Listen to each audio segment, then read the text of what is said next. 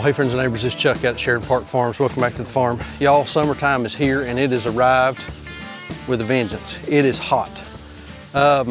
Supposed to be 95, 6, 7, something like that here today. And there comes a point in time when hot's just hot, and that's what it is. And I don't mean to complain about the weather, but what else are you gonna complain about, right? Anyway, today I've only got a short window of time here to work this morning. Sandra and I've got some places we've got to be after a while, but I've got a couple projects that need to get done because we've got some other stuff coming up here pretty soon, and we got to get some stuff knocked out. We'll talk about all that later on. But anyway, hang out with us for a little bit, and let's see if we can't get a little work done. I don't think we're gonna have anything kitchen-wise with Sandra today. It's just me out here working. So for those of you that are Sandra fans, you know, let me mention that right quick.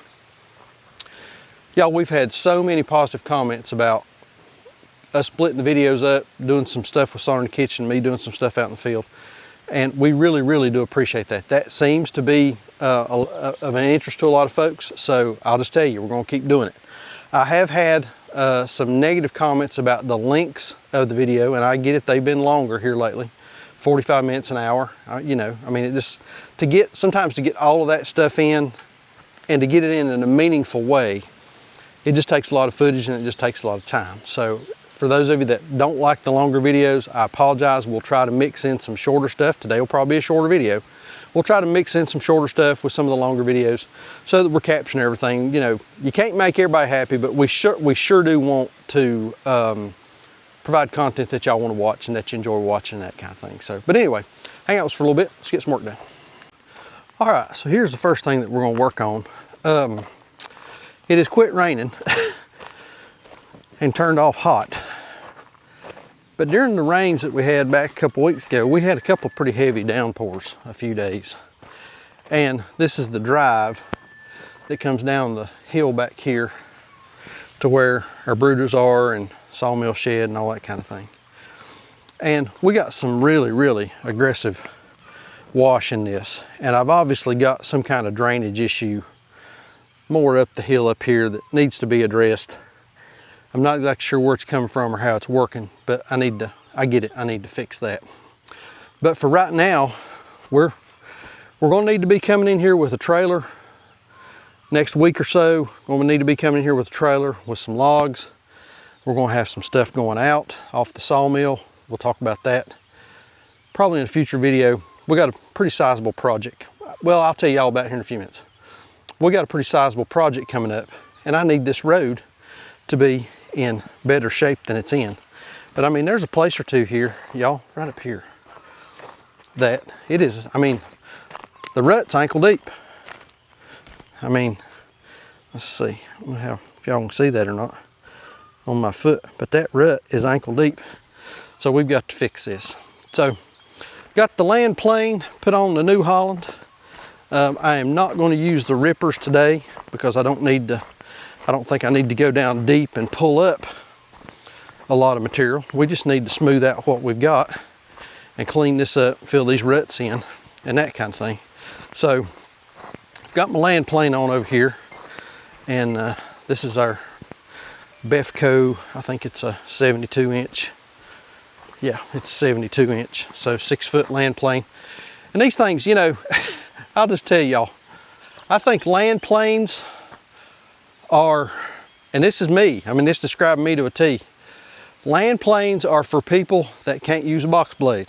And I can use a box blade to pull a bunch of material, but it's that feathering and spreading that stuff out that I have a lot of trouble with. So let's get this thing fired up.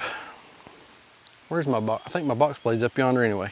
Let's get this thing fired up and pull a little gravel, see if we can clean this up, make it look a little nicer.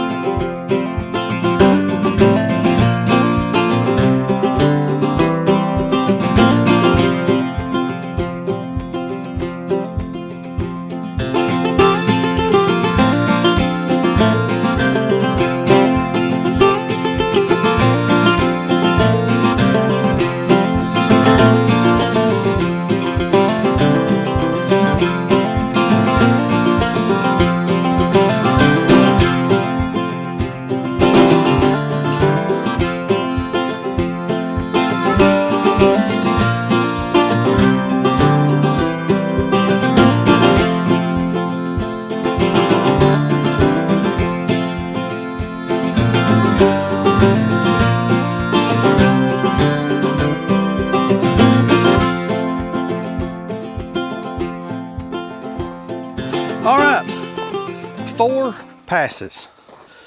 Twice up, twice back down. And we filled in the sort of the ditch that it had made. See that land plane, it just pulls all that material up to the surface, pours it back over, and then fills it in.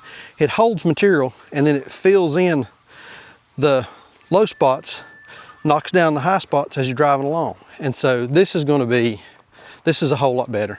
And you know, this kind of thing, just regular maintenance. And the nice thing about a land plane is you may think that you need gravel. Well, usually you've got plenty of gravel.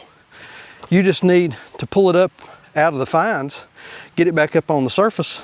I've never put gravel on this. As long as we've been here, we have never added any gravel to this. There's plenty of gravel here, plenty of stone. And so it just fills back in. I don't know if you can see, yeah. It just fills back in those ruts that the water made.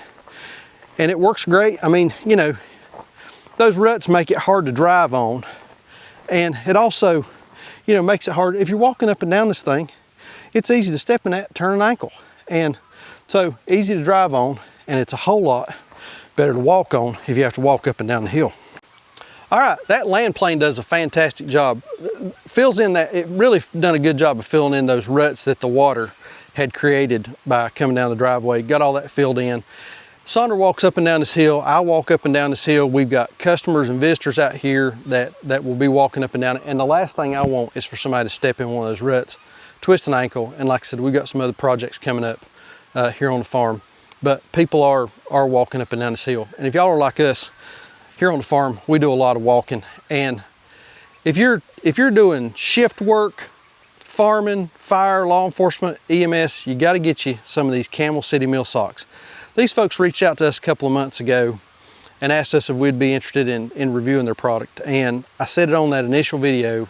I got these socks, put them on my feet, and I immediately went to their website and ordered 10 more pair. And since then, I don't know how many more pair we've ordered. This is all we've got. Camel City Mill. It's all the socks that we've got now. 100% USA wool, made in America. These things are actually made about 45 minutes down the road from the farm. So for us, they're a local company, and we appreciate them trusting us to talk about their product. These things wick sweat 35% better than any other sock on the market. They keep your feet cool in the summer, warm in the winter, 14-hour shifts. They're going to keep your feet comfortable. They have got, I was looking on their website a minute ago. Let me pull that back up. They've actually added some stuff. They've got a crew sock, a boot sock, an ankle. They've now got some no-show, those little no-show that fit under the lip of your shoe, no-show socks, and some over-the-calf socks. Sandra likes the shorter ones. I like the taller ones because I'm in boots. And like I say, if you're fire, EMS, law enforcement, you're farming, factory, you're on your feet waiting tables. You know, if you're on your feet, you got to have comfortable socks. You just got to have good socks. Camel City Mill, go to the website. If you buy 10 pair right now, you get 20% off. If you buy 5 pair, they're going to give you 15% off. 3 pair, you're going to get 10% off. And if you're just ordering singles, use code Sheraton Park Farms to save 10%. I'll post that down at the bottom. And also I'm going to post a link in the description down below. Go over and use that. Camel City Mill, 100% USA made, 100% USA wool, right here in North Carolina. Y'all know, got to get you some socks. I'm going to keep talking, and I'll tell you, I've talked about them before, and I'm going to tell y'all, I'm going to keep talking about them until every single viewer that we have has bought a pair of these Camel City Mill socks and's wearing them. I believe in them that much. Camel City Mill, links in the description down below. All right, y'all, we came up to check on the cows, and we gave them a huge spot up here on top of the hill. People think I'm lying. You go over the edge of the hill right there, down to the bottom in that meadow where the garden is, where the egg chickens are, where the meat chickens are, and all that kind of stuff. Middle of the day, middle of the summer, people think I'm crazy. There's got to be 5 degrees difference between down there and up here. Up here on this hill, in these trees and in this shade, it just makes all the difference in the world. But we put the cows up here day before yesterday, and I've given them a big spot, and I'm gonna leave them because we're in the middle of this awful heat. I mean, yesterday, the app on my phone said the temperature was like 94, but the real feels like 107. I mean, it's just stupid hot. But we got them up here, and this is an old pig. This is an old pig wallow that had some water in it, and they found it, and they apparently like it. I don't particularly care for them standing in mud like that, but right there they are, and if it helps keep them cool for a couple days, so be it. But everybody's up here. Everybody's looking good. Oh, I'm about to trip and fall. The Hereford boys over here, they're looking fantastic, putting on weight, growing. Reuben, leave them cows alone. And then let's see, he's tucked over here in the middle somewhere. We got Harry up here. And so from the day of this recording, where's Harry at? There he is. He's standing back there. From the day of this recording, tomorrow is actually a red letter day. Tomorrow is day 21 since Harry moved in with the girls. And that's significant because cows will cycle every 21 days. So theoretically, all of our females should have cycled, and Harry should have been able to do his job. And so we're going to leave Harry. We're going to wait another 21 days. So that'll give us 42 days. And then at the end of that 42 days, we've gone on the calendar and we've marched out 28 days. And we'll pregnancy test everybody with a blood test. And when we get there, we'll do a video on that. We'll show you all that. But according to all the pregnancy tests that I've read, they really aren't sensitive to the hormone until the cow has been impregnated for at least 28 days. So if we have 2 cycles, that's 42 days. That's plenty of time for everybody to have cycled really twice, been bred, and then we got our 28-day window to go in and test. So we'll test everybody then, kind of see where we're at, figure out who's pregnant, who's not, and then there's some decisions to be made. Do we send the girls that are not pregnant to the sale? Do we send them to the butcher? Actually, send them to the butcher is probably the best plan, because that's the way we can capture the most money on that, what's called a salvage carcass. Because at that point, we don't want to keep her around. We don't want to keep feeding her. We just need to do something with her. And we can get more money for her in a package of ground beef than we can by selling her, running her through the ring at the sale. So it's hot, y'all. We're just trying to make sure they've got plenty of water. Their water's on. They're up here in the shade. We got plenty of mineral. They've got plenty of grass. They got enough grass to do them for, there's enough grass up here to do them for 2 weeks. It'll become unfresh at some point. Sorry, I don't have a tripod. It'll become unfresh at some point, and they'll sort of lose their interest in it. But for right now, they're fine. They got plenty of grass. And so let's see here. Can I turn the camera around? There's a little red. How you doing, buddy? How you doing? Little red, big red back there behind him. He'll be one of the next ones on the next train out when we go to butcher. So anyway, update on the cows. I'm hot, they're hot, we're all hot. All right, y'all, I like those little low effort, high impact tasks. But this next thing we're gonna work on, I got a feeling it's gonna be a whole lot more effort. So I've got the brush cutter on the excavator, and I used it the other day on a little project up here behind the barn. But what I'm gonna do today, first off, when you put this thing on, your hydraulics are connected, you're running hydraulics on these front connectors, and the back one is what controls your thumb. And after you leave that thing sitting for a little while, that thumb will bleed down. So I gotta get it raised back up. So we gotta swap our hydraulics right quick. Let's see here. Turn that valve. Let's start it up and raise that thumb, and I'll talk more about what I'm gonna do.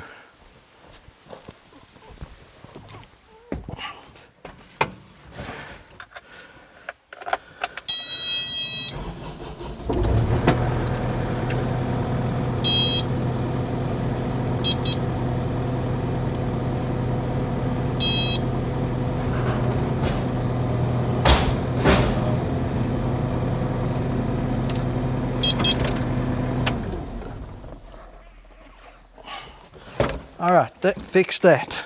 Let's walk out here to the field, and I'll show y'all what we're gonna get into.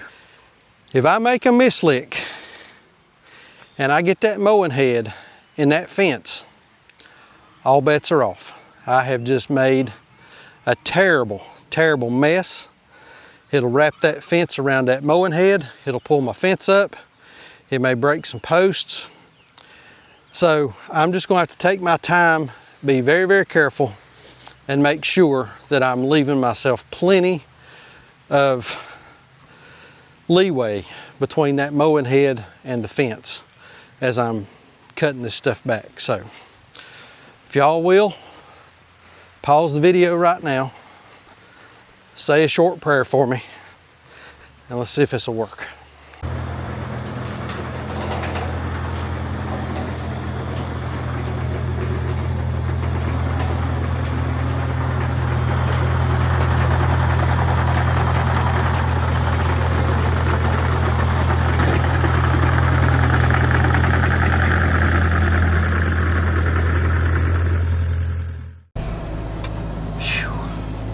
All right,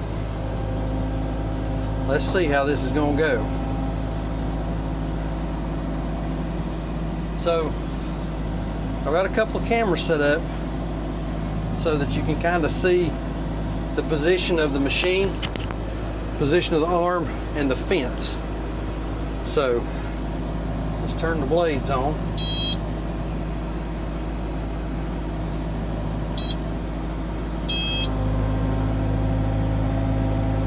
See it. Oh yeah, we're turning. So I think the trick here is just going to be to really take your time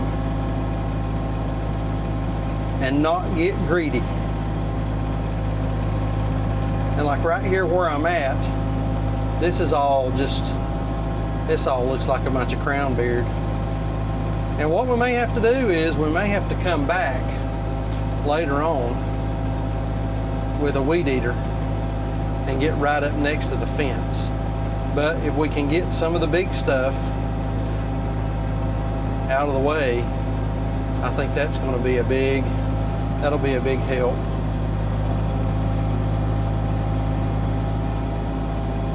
And just take our time, I think, is also going to be key.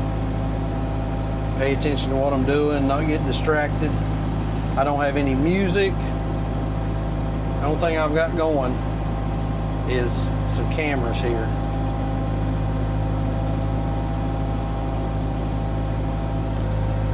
And I can't see real good back in behind some of that foliage. So here's what we're gonna do. We're just gonna leave the track hoe sideways and we'll move down the hill kind of like this. When we get to our hydrants for our water, we'll have to be kind of vigilant there.